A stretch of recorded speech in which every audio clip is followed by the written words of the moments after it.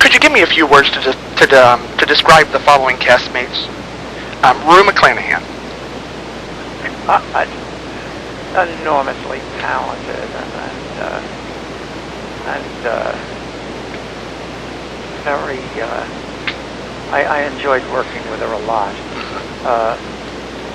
because no matter what I did, she was always able to hold her own and come back with something that, oh God, what a strange question to ask. No, but you know, she and I, well, we go back. I mean, my God, we did Maud together. Right. So that there was such a feeling of, of ease. I never had to worry. I always knew that she'd be there. It was sort of like, I used to kid around and say we were really like the Lucy and Ethel Mertz of the 70s. Right, right. You know? Yeah. Angela Lansbury. Oh, well, I'm still in awe of her. She's such an enormous talent. Right. And I loved working with her. I loved it. It was someone described it as seeing two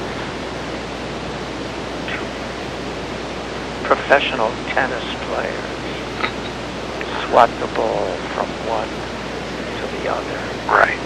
You know. Right. Really dealing with.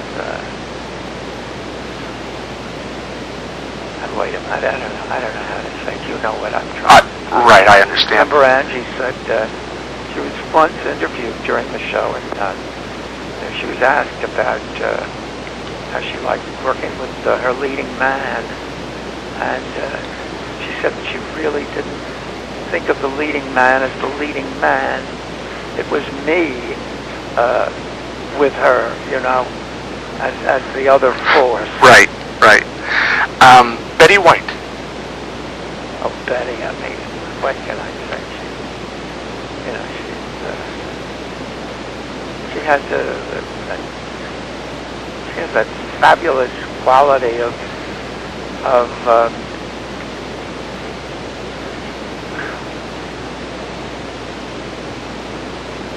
being able to.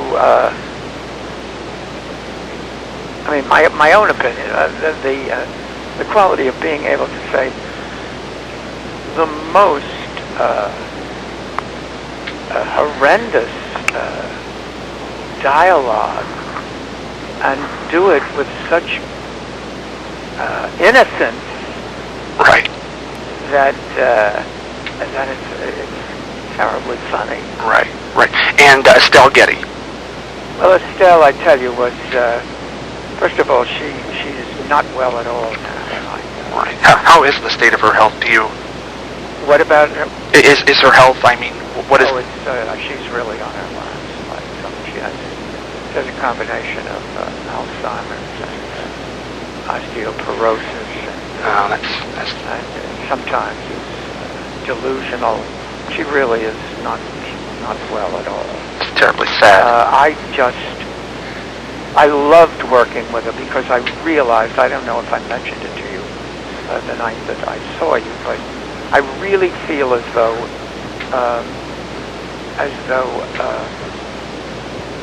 the two of us, I'm not talking about me and Estelle, but Dorothy and Sophia, have one of the greatest comic duos ever. I mean, you think of Martin and Lewis, or you think of any team who has worked together for a long time, and how, or Laurel and Hardy, or whatever. I think that Susan Harris, having come up with the idea of this love-hate relationship between the two, and not just that, but I mean the fact that physically we are so opposite. Right. Right. I just thought it was. I thought it was extraordinary. Some of my very favorite episodes of the Golden Girls are the ones that featured the two of us. Right. Do you have one in particular that? Well, one that absolutely never forget. She entered us in the mother-daughter beauty pageant at Shady Pines. And for the talent section, he did Sonny and Cher singing I Got You, Babe. Yeah. Which was, I've never enjoyed comedy as much as I did doing that. And also we had the most fantastic costume designer who really put the two of us together. I mean, there was Estelle with a kind of furry little jacket with a huge black mustache, Right. and I had the hair down to my behind, it was wonderful. Do you have any aspirations to return to another sitcom role? Oh, absolutely not. Absolutely not. No, it's enough. It's enough. It's really, I mean, my God, as I said in the show, I started doing Maude in '72. Right. And between Maude and Golden Girls, there were a few aborted ones, that didn't quite make it. Right. I did one thing that I thought was going to be marvelous, but it wasn't at all.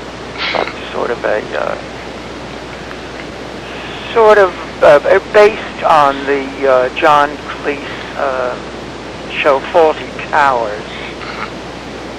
You acquainted with that? I am. I'm about the hotel with the... Yes. Yes. And we had, someone had come up with the idea of having me in the role of John Cleese. I mean, at least, So I just assumed, because I'm such a fan of the shows, that it was going to be exactly like that. That instead of being the husband, I would be the wife, of the husband who would keep the hotel going despite all my lunacy. Right. And it turned out that it wasn't at all like Faulty Towers. The only similarity was that there was a small bus boy there whom I constantly hit. So it failed miserably. Right. But and then we did 13 of those, and I did another. There's another one that Norman Lear produced called P.O.P. P.O.P. With Charles Sterling. Oh. That we played a married couple, and Norman thought it was going to be a huge hit. It was based on his own father, who apparently was a bit of a con man, and Charles was to play this character. Well, we just did a pilot, and that was the end of that. But I really decided that I don't want to do any more, sitcoms. I mean, I like doing the occasional one shot, like I did a Malcolm in the Middle. I did a couple of episodes of something called Dave's World, which was on years ago. Right. But I don't want to do a running, a continuing a weekly series. thing. It's just too much. Right. It's just too much work. Right. And I don't need that exposure. Right. Are there any roles over your career, since you've had so many great ones and memorable ones, that you maybe wish you had not turned down, or a role that you had turned down that you wish you had not after seeing it or passing on it? No, I can't say that. That's good. As I said in the show, the only role that I really, truly wanted to play was Mama Rose. Right. In Gypsy. And by the time that had been offered to me, everyone in the world had played it. So I thought, even including Angela. Right. And I thought, well, it's too late. Why do it now? Right. Do you have any aspirations to write a book on your years in television? Oh, absolutely not. Absolutely not. I don't believe in any of that. Right. No. No. I think I'm called a journeyman actor. That's about it. I don't believe in the accolades and all that. Right. Back to Golden Girls. When that went off the air in, I believe it was 1992, did you have any... No, 85. 85. Wait, did you say when it went on? When it off the air. Off the air? Off the air. Yes. When that ended, did you have any input on how your character was going to be written out as you... Oh, no. No. What was it like on that set the last week? I mean, was it emotional or... Oh, yes, it was. It truly was. I mean, even though the whole thing was my idea, right. I wanted out. I didn't want to continue with it. But at the last minute, when we did the last scene, I think we all knew that it was the end of something pretty special. Right. You know, right. It was bound to be emotional, having worked with all those people. Right. Just kind of a fun question here. You open up your show, the Broadway show, with a recipe. Do you have a favorite recipe? What about the recipe? Do you have a favorite recipe in life? I mean, a favorite dish? That one. Oh, that one? Yes. I gave her credit. I said it's from Julia Child's Mastering the Art of French Cooking. Right. Could you give me a few words to describe yourself? To describe myself? To describe yourself. Scott, what do you mean? As a performer? Yes.